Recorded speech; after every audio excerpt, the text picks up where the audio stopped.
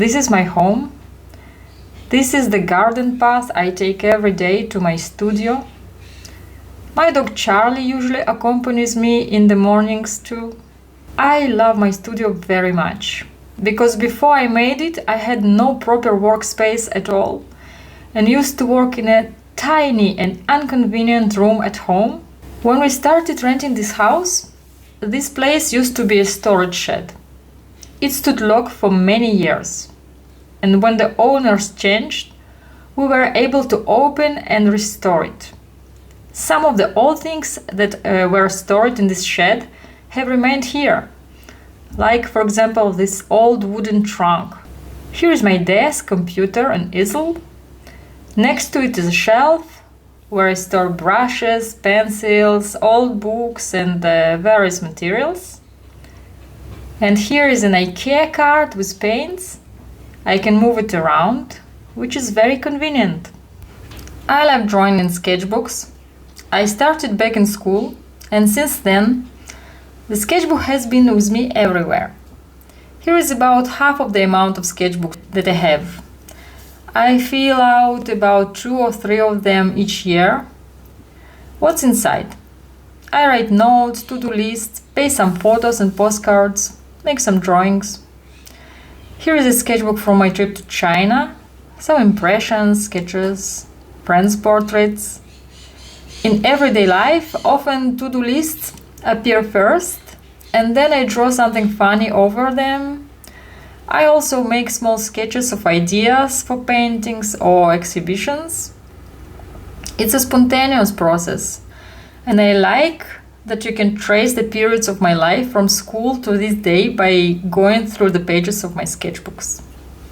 I'll tell you a bit about the process. Here you can see some surfaces ready for work. I prime them with an old paper and white glue. That's why I have here a lot of old books on the shelf. I either found them on the streets or bought them in flea markets in different countries. The wet paper, like in papier-mâché techniques, is stretched over the canvas, coated with a glue and dried.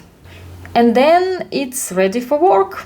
So first I outline the figures with a pencil and color them with a mix of red and blue, creating a brown rusty background.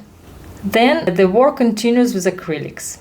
And with acrylics you also need to pay attention to a transparency. A fully painted square means the paint is very dense. An empty square means transparent, and there are also half-half for intermediate levels. When the work is almost finished, I use watercolors. Here is my favorite box, which I keep replenishing from time to time with new paints. Watercolor doesn't mix well with acrylic. They are not best friends. To draw details, I take a very delicate light acrylic, slightly dilute it with water, and add to it some watercolor. Watercolor has a very strong pigment which allows you to control the exact transparency and thus draw very thin details. Acrylic itself is less suitable for miniatures. It's somewhat plastic-like. Gouache is more suitable, but personally I haven't had much success with it. This technique also works similarly with sculptures. Only first I create a shape from wire and foil, then cover it with wet paper towels, and when it dries I cover it up with papier-mâché layers. It's almost a meditative process, and I really love working with paper, enjoying how the soft pages, mixed with water and glue, gradually turn into a hard shell. This is how I created these masks. If you turn them over, you can see the layers of paper. Papier-mâché is very pleasant to paint on because there are no surprises with color, unlike, for example, ceramics.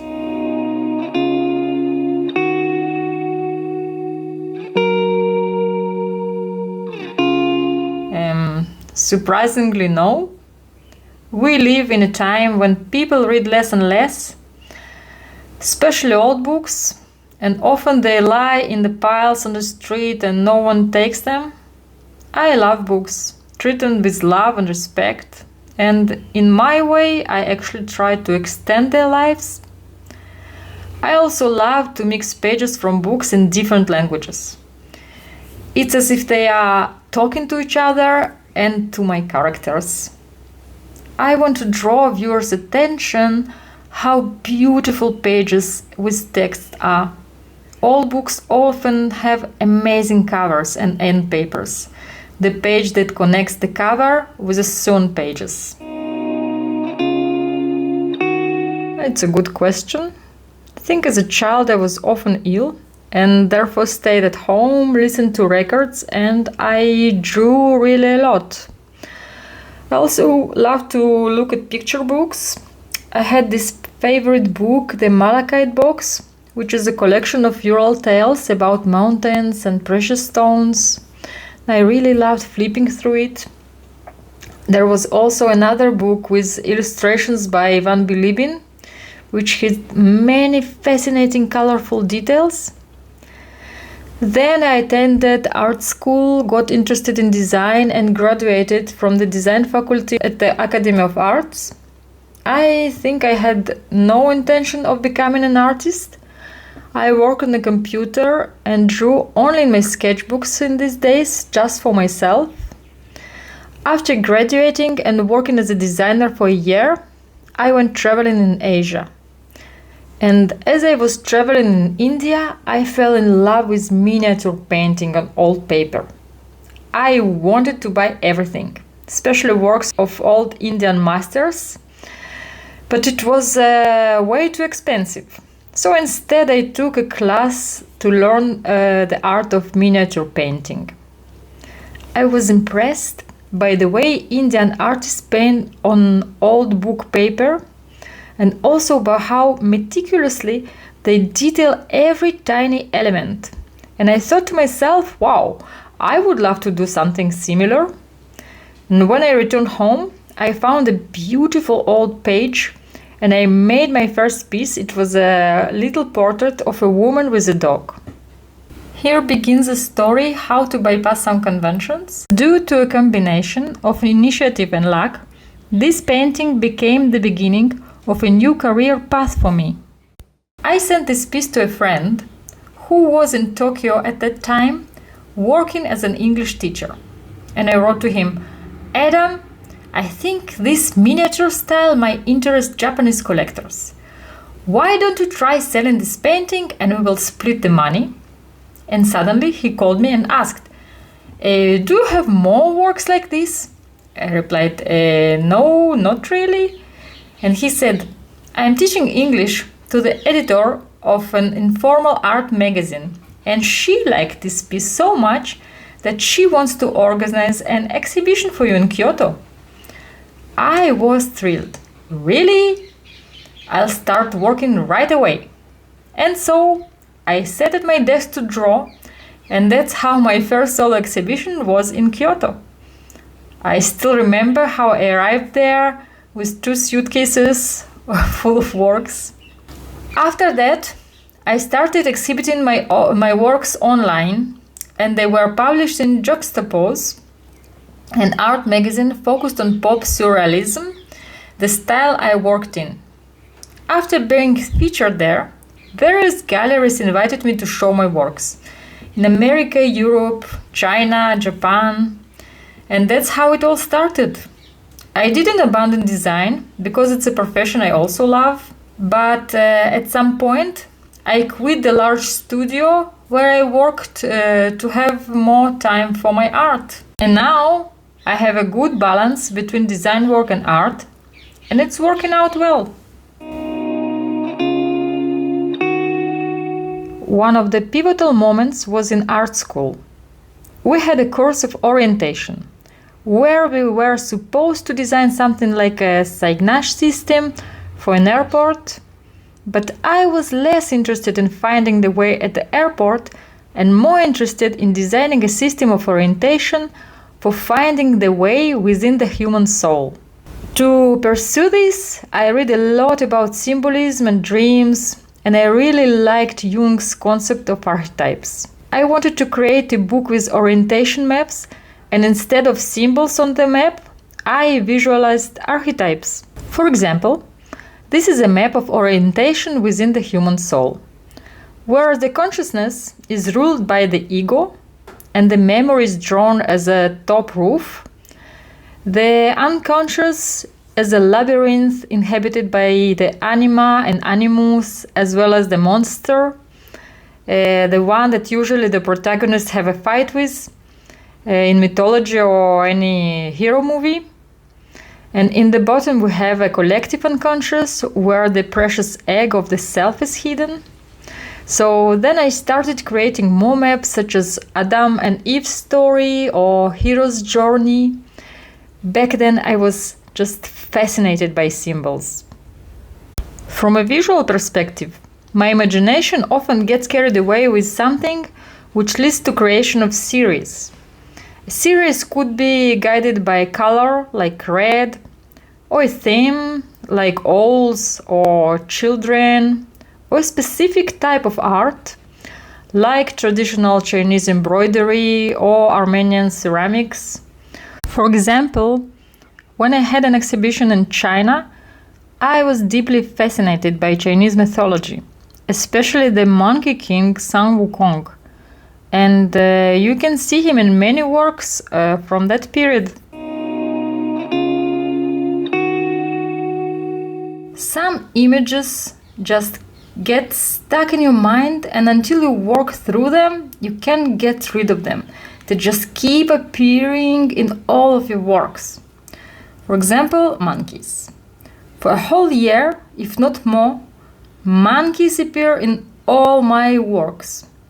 It all started with Chinese Sun Wukong, and then the image of a monkey in my works began to symbolize some impulsive desires or feelings that the character in the portrait tries to hide, but are visible to the viewer.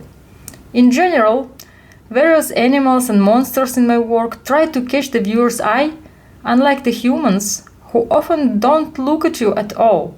It's like sometimes we try to be restrained or polite, but in my paintings, all our hidden feelings and desires come out and flirt with those who see them.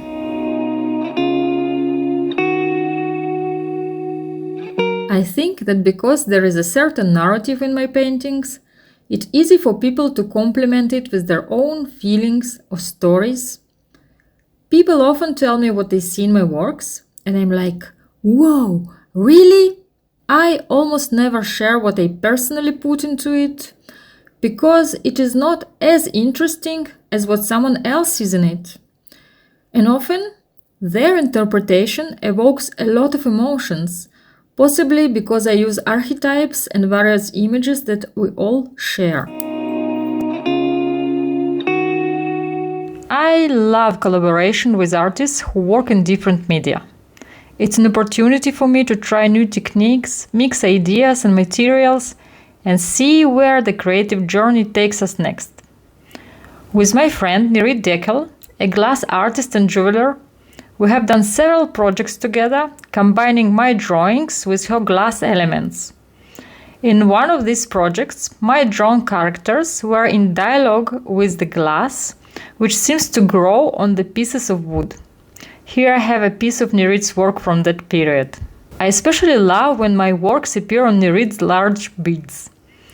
I create small drawings that look like tattoos, then we print them on decals, and Nirit transfers them onto a glass beads. I even have a pair of such necklaces, and I adore them. I also recently collaborated with calligraphy artist Vadim XE. He creates his works as textured texts, and I incorporated my characters into them. We also did several works on paper.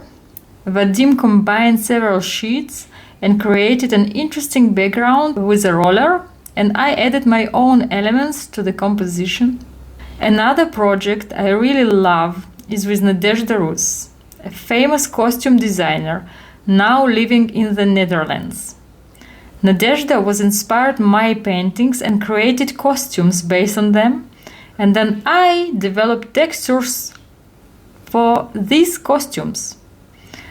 I love collaboration because they allow me to touch on something I don't know how to do myself, step out of my casual work rhythm, and try to create something unusual.